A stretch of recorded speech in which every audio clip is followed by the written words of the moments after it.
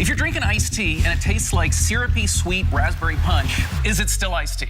We investigate iced tea, what's really brewing in those store-bought bottles. And Hoda Kotb opens up about expanding her family. I hope it's in the cards for us. Plus, the Dish Crew serves up your favorite restaurant chain apps. We hacked the recipe for those famous endless breadsticks. Coming up next.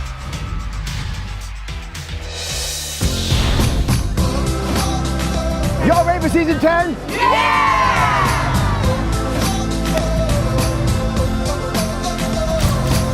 I love you, Dr. Oz.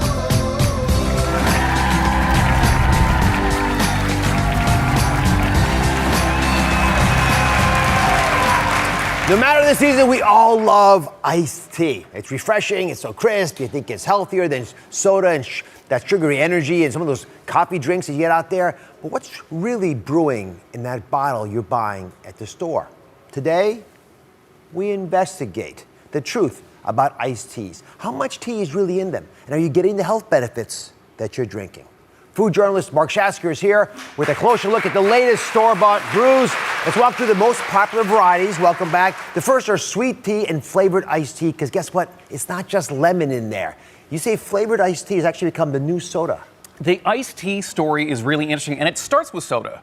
We were told, drink less soda, there's too much sugar. We got the message, and a lot of people turned to iced tea because it's a healthier beverage. Yeah. There has been an explosion in the iced tea aisle. You can get it in mango, you can get it in peach, you can get it in raspberry. But you gotta ask yourself a question. If you're drinking iced tea and it tastes like syrupy, sweet raspberry punch, is it still iced tea? Yes, it's the right question.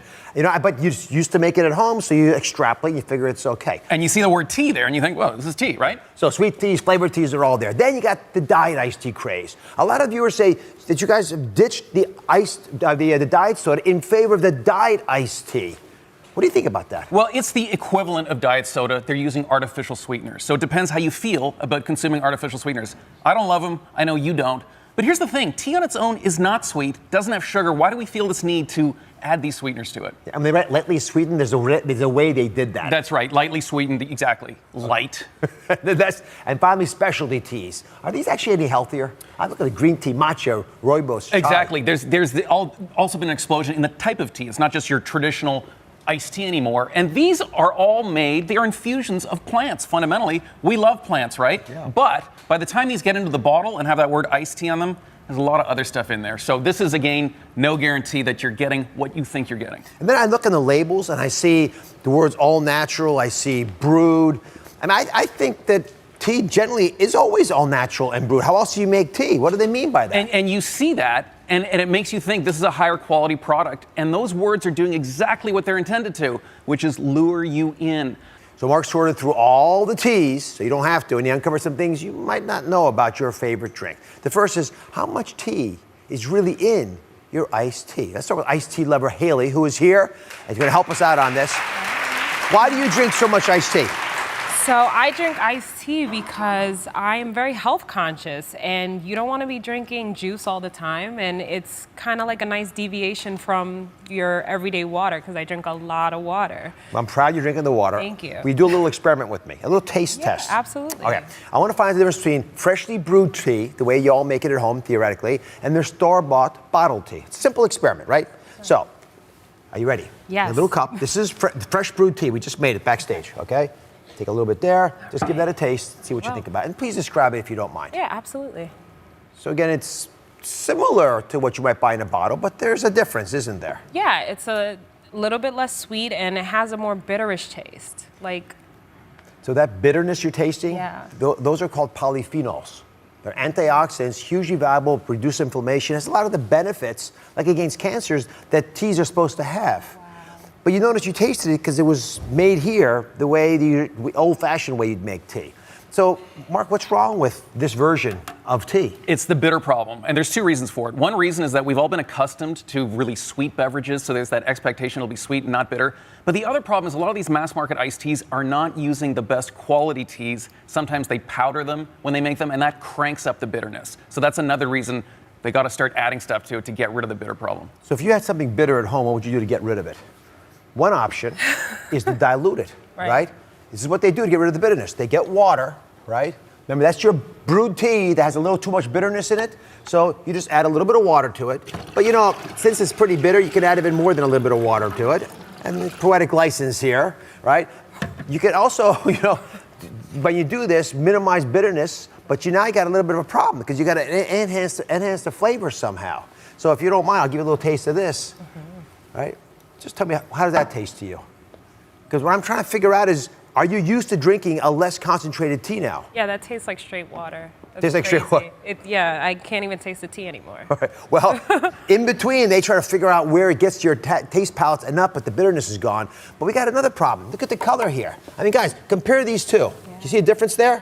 What? Big difference, right, in color? All right, so Mark, what do they do when they have a color difference? Because people don't like that color. Yeah, and if you put this color in the bottle, people say, well, that doesn't look like iced tea. So they got a trick. They take this stuff, caramel color, and they add it to this watered down iced tea, and whoa, presto, it looks like tea again. Yeah, you just got dark again on me. So that makes me start to wonder about the nutrient value, right? Because that's why you're drinking the tea. That's why people like me are recommending it. So how many bottles of tea would you need to drink to get the same amount of those polyphenols I talked about earlier that you get in a cup of brewed tea? Because you're going to get the benefits, we got to do some math here. So if I, for example, gave Haley 5 bottles of iced tea from a store, would it be the equivalent of what I would have gotten with one of our naturally brewed versions? You're gonna need more. More. You need more than 5. All right. More. Put that up there. What do you think? Would 10 get her there? That's a lot. 10 is not enough. You need more. All right. 10's not enough. Let's try this then. About 15. So you think you probably got there. You got 15 bottles. Is that the same? Is that the polyphenol equivalent? Audience, close? Not there Not yet. They're So too smart. One researcher looked into this, tested the polyphenols, found in the bottled iced tea there's between 3 and 81 milligrams. In the stuff you brew yourself, between 50 and 150.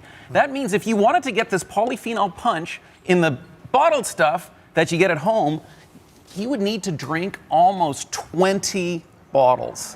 Whoa. You up for it? 20 bottles? What do you I think? mean, we can't even see me anymore. That's a lot of tea. You disappeared on us. Unbelievable. Oh my God. But here's the thing that's amazing to me. Although you've disappeared from the picture, your taste buds are still here. We've got to retrain our taste buds, right? Let's talk about the other ingredients that are being added, because this doesn't work for most people, so they have to put other things in there, including, Mark, staggering sugar counts. I mean, numbers that I would never have imagined in what I thought was a generally healthy brew. Yeah, and remember how Haley said it doesn't taste like tea anymore? So they got to do something to get us excited about it. They add a ton of sugar. We looked at it. We found some of these brands had 44 grams of sugar. Now, think what's going on here. People are saying, I don't want sugar. I'm dishing the soda. I'm going to drink iced tea. They go to iced tea. They end up getting more sugar. I mean, that's crazy. The same amount as a soft drink, or more even. And one of the most popular iced teas out there are the ones that have the lemons in them, right? So I thought, at least they're squeezing a lemon in there. That's how we do it at home. That's the thing that's getting me. It says all natural brewed. You put the lemon in. It reminds me of what my mom would make, right? But instead, what's really giving us that lemon flavor, Mark? Well, in some cases, not lemon. They'll use things like artificial or natural flavorings. Sometimes you do get a bit of actual lemon in there. They'll have concentrated lemon juice or lemon extract. But here's the thing you got to think about. It's the other stuff they're adding, this stuff, the sugar. So a lot of those lemony iced teas are, to me, more like lemonade with a little bit of tea poured in. So give us the lowdown here. What should we be looking for when we buy a bottled iced tea? Okay, one thing, do not look at the label. Some of the worst iced teas have these labels that it makes them look like this wellness infusion that's gonna make you healthy. Turn it around, look at the ingredients. And there's actually a good news story here, because a lot of consumers have been getting fed up with these lousy iced teas, have been demanding a better product. And some companies are delivering. I found one iced tea that had 3 ingredients: water, green tea, and vitamin C. So there is better stuff out there. You just got to look for it. Simple stuff like that. That's where you. Thank you very much. I hope you enjoyed that. I did. Better Thank tasting you. as well. Up next, a delicious, easy iced tea you can make in minutes. Plus, whatever happened to Wendy, the Snapple Lady? Do you remember her? Yeah, we found her. Find out when we come back. An aspiring actress goes to Hollywood only to disappear. And start to really piece together an exact series of steps until she goes off the grid. Police come up short on answers. The tipster's tip was also wrong. It was wrong too. Witness the case unravel in real time. They had 2 guns, a rope, and a tape recorder. Plus, a new approach to stop stress that won't stress you out. All new Oz. That's coming up tomorrow.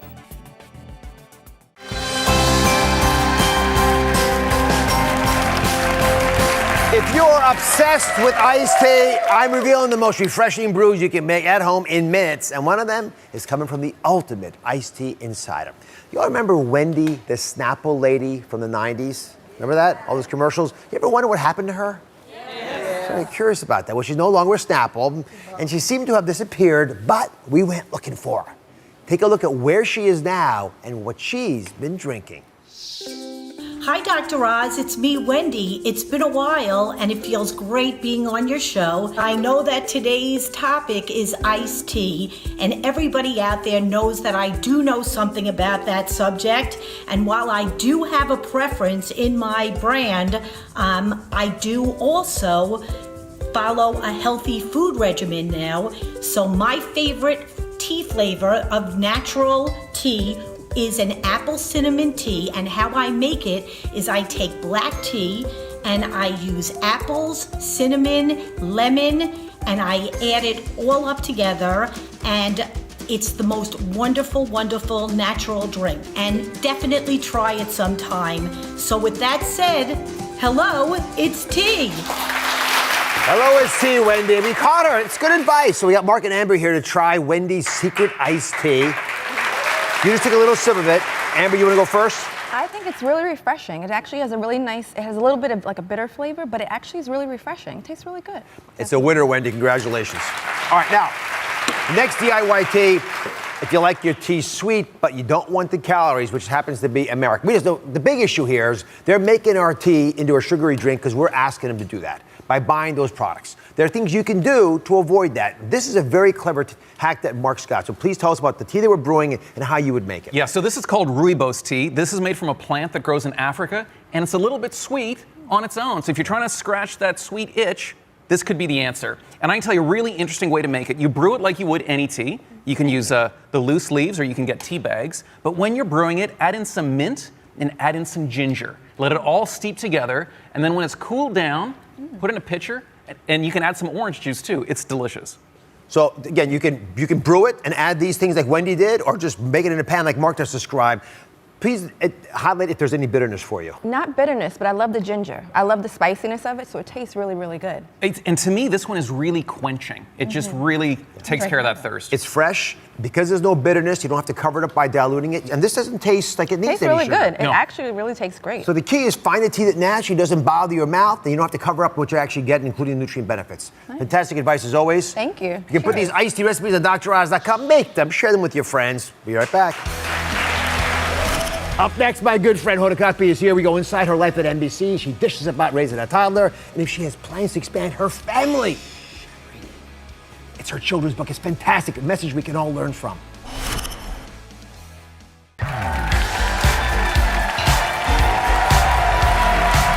My next guest surprised the world when she announced she was becoming a mom on the Today Show. And now Hoda Kotb, a seasoned mother of a beautiful blossoming toddler, has a surprise for kids and moms everywhere. She has a brand new children's book with a very clever message I think we can all learn from, young and old. Please welcome Today's Show co-host and my very dear friend, Hoda Kotb.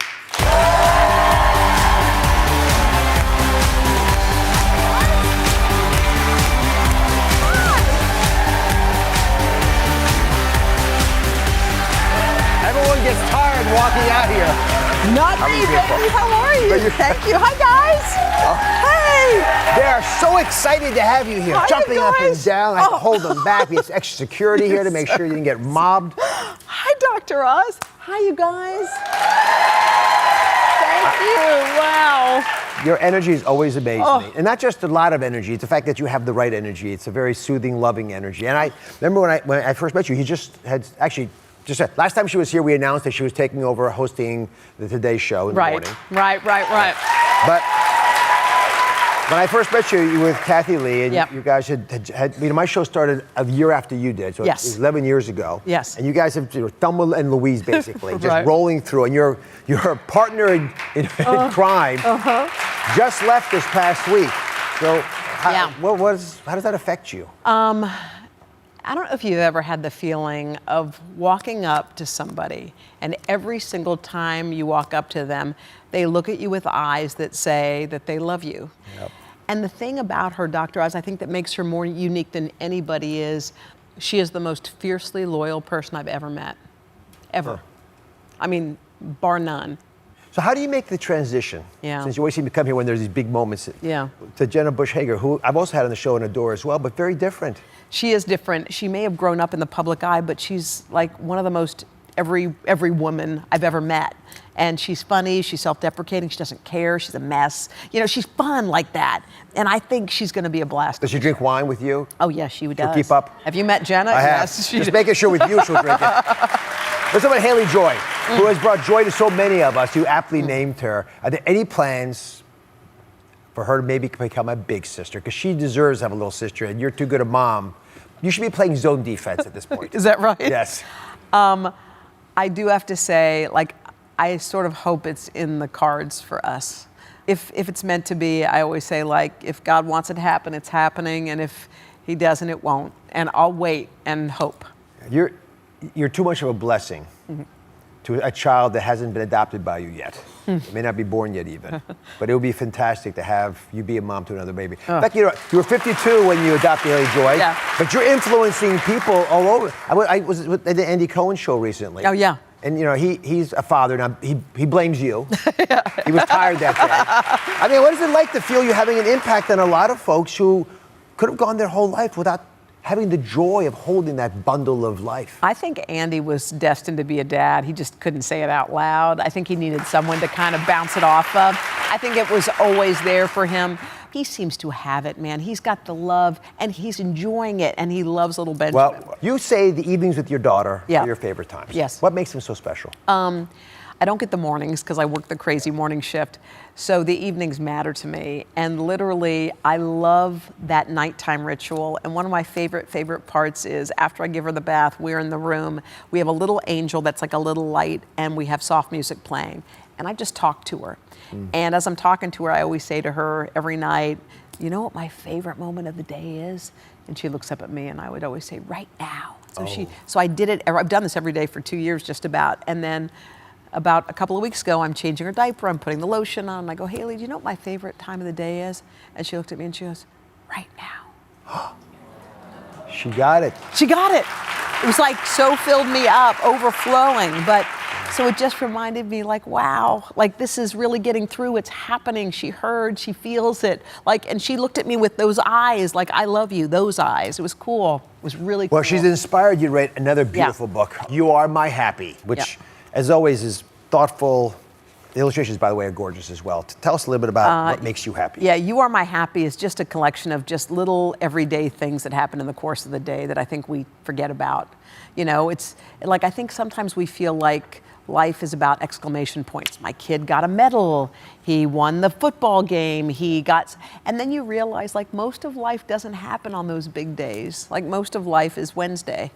Just a day, just a regular old day when you do your thing. And this book is just all about the little things that we say thank you for at the end of the day. This is my favorite thing to do with my little ones. God. They're not so little anymore. But with the grandkids, just wrestling them.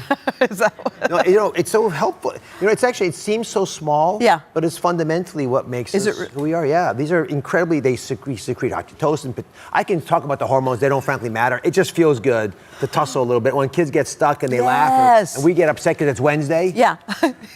You're right. All right. So let me end with one little thing. I'll bring some joy to you. Yeah. Okay. Sweets. Yes. Apparently a weakness for you.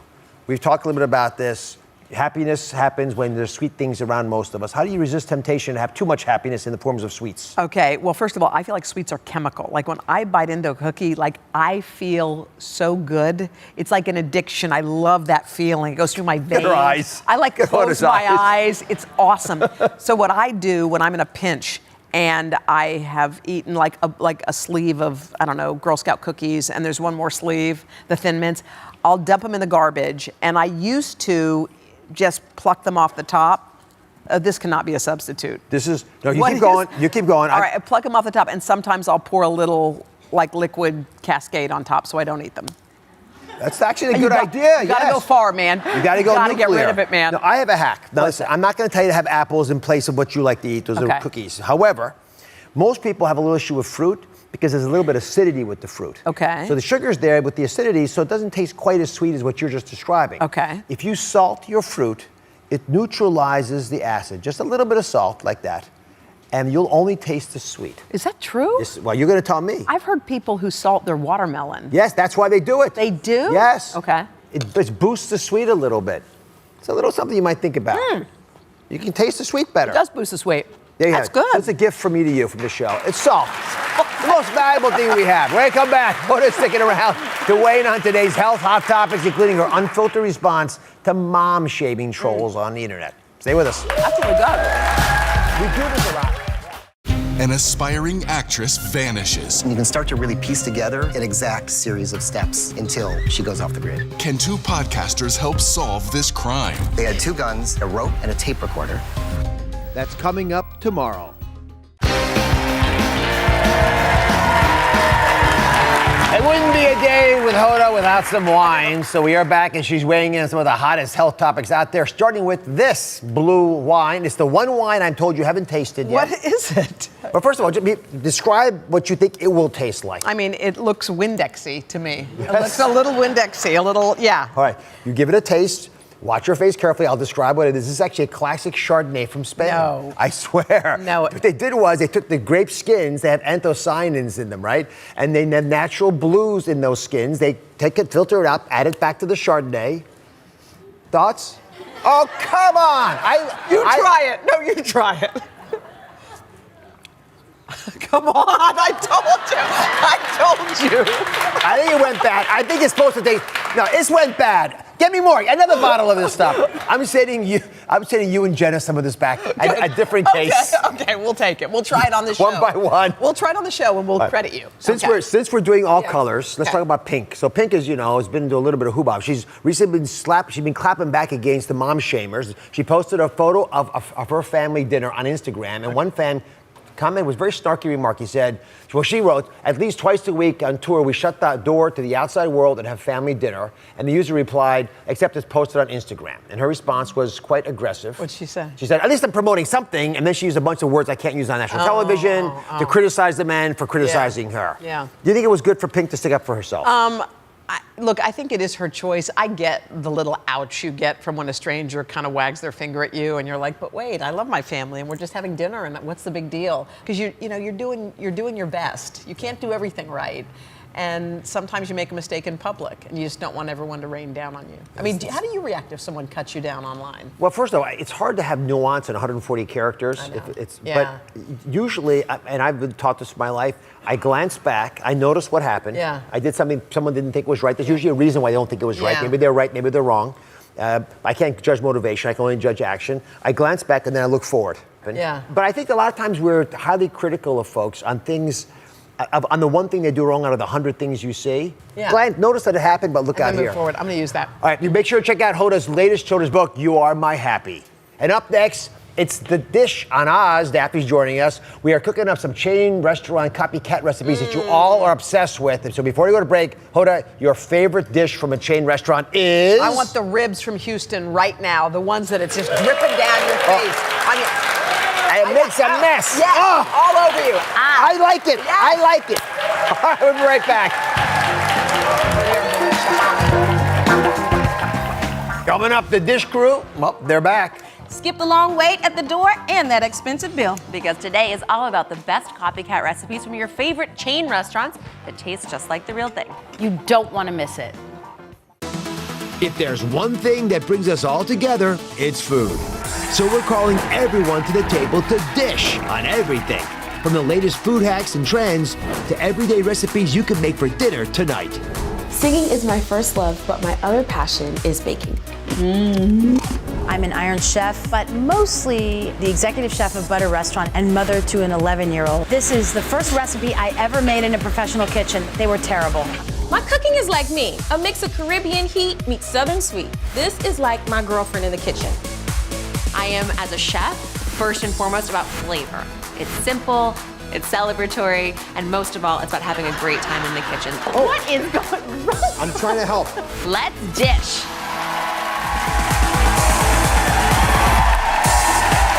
Welcome to the dish on Oz. Now, if you're craving your your favorite restaurant meal, but don't want to leave the comfort of your own kitchen. You will not want to miss what's on the menu today. And I'm holding my ears, you know why? Because some of these are super indulgent things I would never talk about on my own. Daphne, take it away. But be honest, you're kind of excited. A little bit. A little bit. I can always hear you. You guys, today on The Dish, we are serving up the best copycat recipes from your favorite chain restaurants. These are the ones with cult followings. They're so popular you can't even get in without bringing your beeper to get the table. No more. We are cutting your wait time because we are going to show you how to make copycat apps that are so good you can make a meal out of them. First up, we've got an ooey gooey spinach and artichoke dip. You love that. I love that. And of course, the fried onion blossom. So easy, you can make it tonight. I know, everyone's like, yes! I was worried about that one. They're just so fun. Come on. Then if you're craving Italian, you do not want to miss Jamika's almost famous chicken alfredo. She did some serious research on this dish. And you guys, this is huge, a momentous TV moment. We hacked the recipe for those famous endless breadsticks, the easiest recipe to make them at home. But of course, here at The Dish, we get the day started with a cocktail. Jamika, what is the cocktail of the day? Oh, well, you always know I bring the party in the glass, and it's from that popular chain restaurant. It's a mudslide, you guys. Come on. Do we not love these? Pretty. It's dessert and a cocktail in a glass, 2 for 1. Wow. And of course, we do have a virgin one, but it's made with like vodka and Irish cream, coffee liqueur. There you go, Thank you dear. so much. Oh my God. A little bit of whole milk and dark chocolate is blended in there. Okay. All right. Oh, Daphne's a virgin today. Wow. Okay. Well, that should get the party started and get you ready to open your mouths wide and enjoy some of your favorite restaurant chain meals today. So first up, Jamika very kindly volunteered to go out undercover and taste the most delicious chain restaurant meals on the menu across America. Take a look. All right, so I'm ready. Got my wig. All right, got my hat on. Got my sunglasses, because we're going undercover. Follow me. The spinach dip is here. There's definitely some mozzarella in there, I think. Parmesan. This is really good.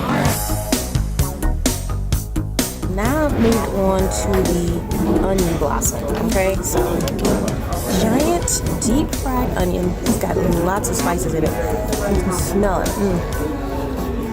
Paprika. Maybe some chili powder. I need to start writing something down before I finish this whole thing. My last stop is an Italian for chicken alfredo. I mean, you can smell the butter and the garlic coming off of this. It's amazing. So I got all my notes, finished tasting this, and I'm heading back to the kitchen for a little copycat time. Now, you like that? That was really fun. I wish you'd invited us to join you. I had to go undercover. They would have found us out if all of us went. You look good in a hat also, very pretty. That was my weekend wig. All right, so the spinach artichoke dip is always a fan favorite, and Daphne has the ultimate copycat recipe that tastes just like the real thing, and you can serve it up tonight. You made it simple, you made it easy, take it away. So first up, spinach and artichoke dip starts with spinach and artichoke, obviously. We are getting going with frozen and then thawed and drained artichokes and spinach. A bunch of pecorino cheese. If you want an extra salty, creamy cheese, pecorino is the way to go. So this is gonna boost a ton of flavor in here as well. Alex is grating up a clove of garlic for me on the microplane, and we are going to whisk that into some sour cream. If Dr. Oz was making this Is that dish, all she might sour use cream? Greek yogurt. No, it's an optical illusion. It's really not that much. And then we have some mayonnaise. Don't tell them. Just be quiet. Now here's You could a use little. Greek yogurt, in fairness. I was just going to say. You could do Greek yogurt. Thank you. You really could. In fact, you could do all Greek yogurt and skip the mayo and the sour cream. And then no one would eat your dip. I do want to draw your attention to this very important step. So we grated the garlic right into the mayonnaise and sour cream blend.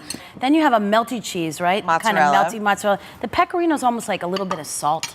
Pecorino is extra salt and extra umami. It's that extra sort of like funky Ooh, yeah. I gotta go back. Because you know, when something's just creamy, it's like, it gets boring after a No, it second. doesn't. No, it Okay, doesn't. fine. I lied. I mean, yes, it does. You're right. Can we How add in dull. some extra cheese? Oh, just yes, girl. Go for ahead. my- Jamika, Thank you so Dr. much. Oz was counting on you. Well, come on. Put that cheese in there. I'm saving just a little bit because I want to throw a little bit extra of that mozzarella. Oh, that I you got grated, some for the Jamika. top. Don't Okay, worry. keep going. Work I those got guns you. because I want to keep going and add more mozzarella on top so that while this is baking, you get that glorious golden brown, God. crusty, bubbly, pulley mozzarella cheese, people. You do have to admit, you go to these chain restaurants, and the thing is, when you make these at home, you don't see the calorie count, so you can enjoy it more. When you go to those restaurants and you see the menu count, the calorie count on the menu, Yes. like want it 70,000 I'm calories for listening. the I'm artichoke trying not dip. to listen. I mean, you literally can climb Mount Everest, climb back down, have one spoonful of this dip. Well, I guess you could use crudité to dip into the artichoke. I like that. That's Offset about with the some only thing I can vegetables. say for you. We could. For every carrot stick, I'll have 2 tortilla chips. How about that? Oh my God. Oh my goodness. How long did you cook it for? Oh, you guys. Look at that. Look at this. I left our chips and dips over there. So I baked this up 375, 18 to 20 minutes. It is crusty. It is Look at golden this. and bubbling when it comes out. You can start. Yeah, let's bring that over here. Sorry, Look at I that. forgot. Look at Who that. needs Oh my dipping utensils? Just go with a fork. Look at this. Look at Tortilla your dad. He's chips into are it. good. This is, you have to spoon this up. Good. Fancy Serve a little pants. sauce That on is the side. amazing. Is this too much dip for you, Alex? Is there ever too much dip? Come on. The punch of the garlic really makes a big difference. And if I must say, this actually tastes better than what I had at the restaurant. I mean, it is so super creamy, cheesy, and I feel good about what I'm eating. I know what went in there. That's part of the beauty of making even those super indulgent, delicious foods that you love at home is you know exactly what you're getting in them and you make sure that they're the best quality, the most delicious. What are you doing? Staring. I took a chip. I love how we Staring. have a cop. It's like we have a policeman on set, no? I'm a narc. I sneak in. You're a narc. I catch you. Arrest till we me, go to 'cause break. I'm I'm about to eating eat that everything today. Arrest me. Take me to jail right now. I'm eating it. All right, it's time for our next Copycat app. You do not have to go down under or even down the street to the local Australian chain restaurant to indulge in a delicious fried onion blossom. Take a look at this simple recipe that will make your taste buds yell out, "Crikey! Crikey! Crikey!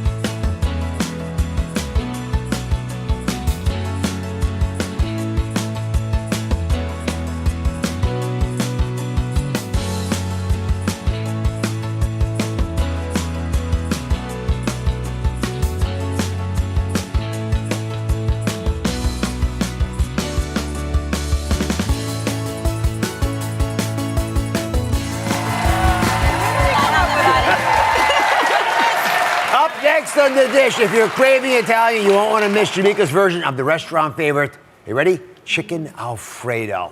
By the way, these things are fantastic. Look, they taste as good as they look. But just to warn you, you're about to get very, very hungry. So stay tuned. I love getting to talk with you on my show every single day. But when the cameras stop rolling, the conversation is not over. I still have a lot that I want to talk about. So download the Dr. Oz podcast on Apple Podcasts or wherever you get your podcasts.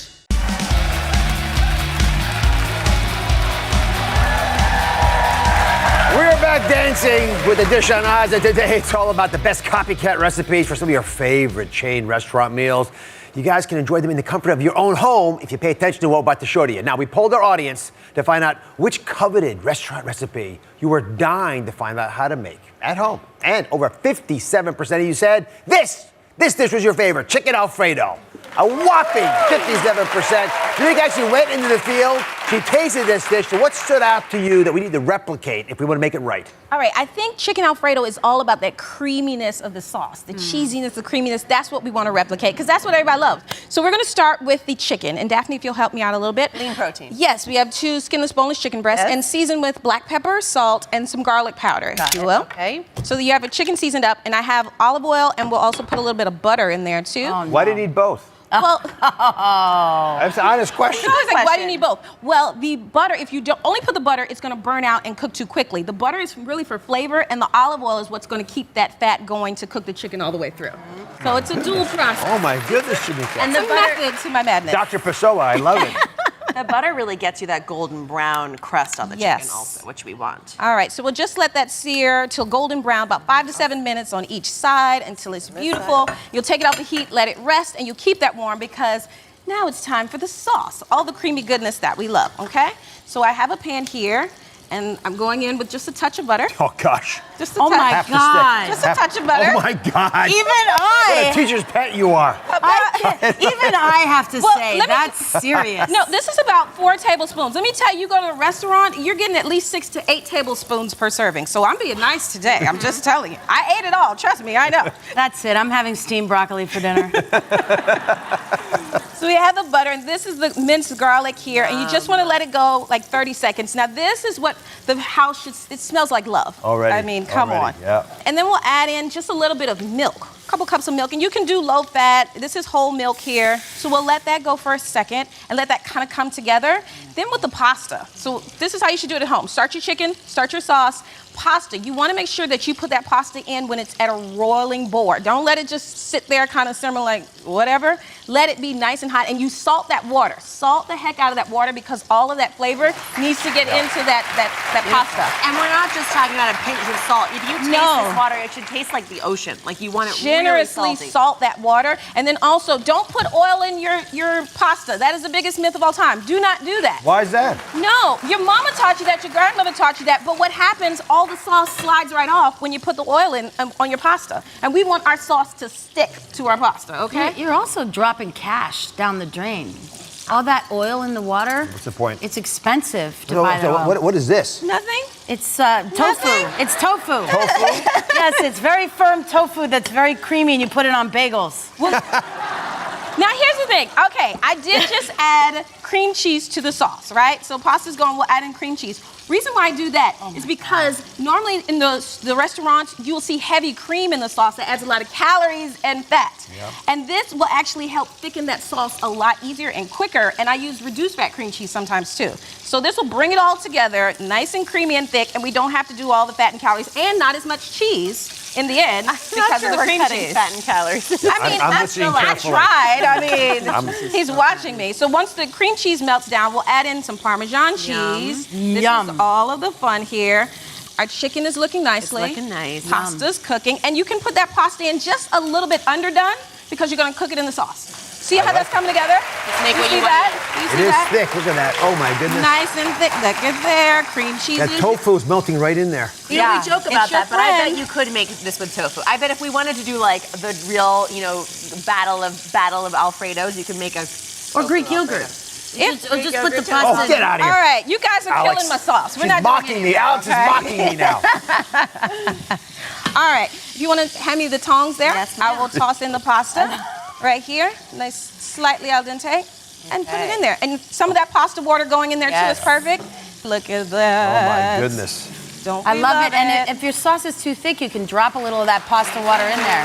Look at Oh my this. goodness. Can you all smell this? It's unbelievable. That is amazing. So we're gonna keep cooking this. We wanna let the sauce continue to thicken. We're gonna let the chicken breast, which is, by the way, really juicy and tender with this delicious butter, cooking it golden brown. Put it all together. Up next, one of the most coveted chain restaurant meals across America is, of course, bottomless breadsticks. Oh, music to my ears. Find out how you can make them at home for your family tonight. Stay with us. Does smell good. An aspiring actress vanishes. You can start to really piece together an exact series of steps until she goes off the grid. Can two podcasters help solve this crime? They had 2 guns, a rope, and a tape recorder. That's coming up tomorrow.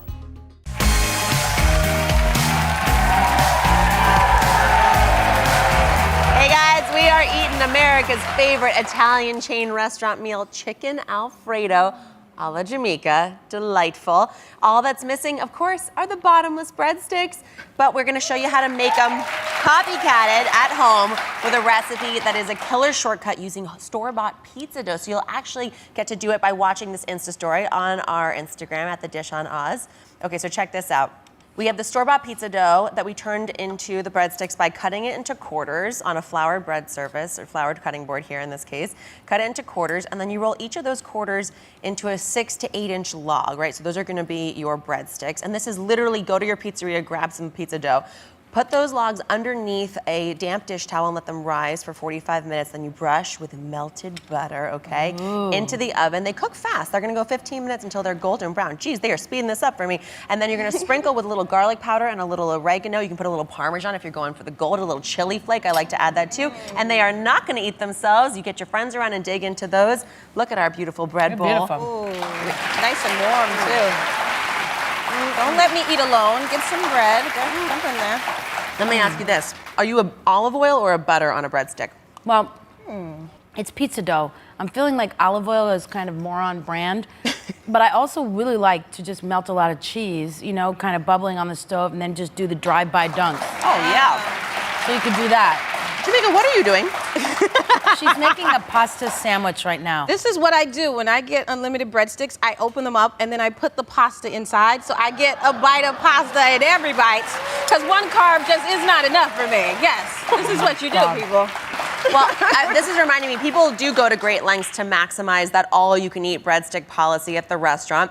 Take a listen to some of these dirty secrets on how everyone games the system. They shall remain anonymous to protect their identities. As soon as breadsticks come to the table, I hide them on my husband's plate so I can order another round more quickly. Fair. I've actually brought an extra purse to dinner with me, snuck some breadsticks into my bag to take home with me. Mom, is that you? I asked for a to-go bag and stuffed them in there, as many as I can. Wait a minute. Who are you back there? All right. I got a couple of nurses with me. Listen, I've never stolen any breadsticks. They were just some of the most popular scams that you guys have been talking about. I know what you're all doing. Outlandish ideas, but they're real. We heard all of those. That is actually what I'm hearing when I ask what happens to these breadsticks. What is so addictive about these things? They're buttery, they're garlicky, they're bread. Don't act like you don't front like you don't know. I know you back there with some special backpack eating the unlimited breadsticks. Sure. Well, You should. I've always loved bread. All right, you guys, we're not even halfway done here yet, guys, and it's endless, limitless. Dr. Oz in the kitchen making breadsticks. The Dish Crew is back next Wednesday, serving up tasty recipes and food hacks that your friends and family will love. See you all next time, guys.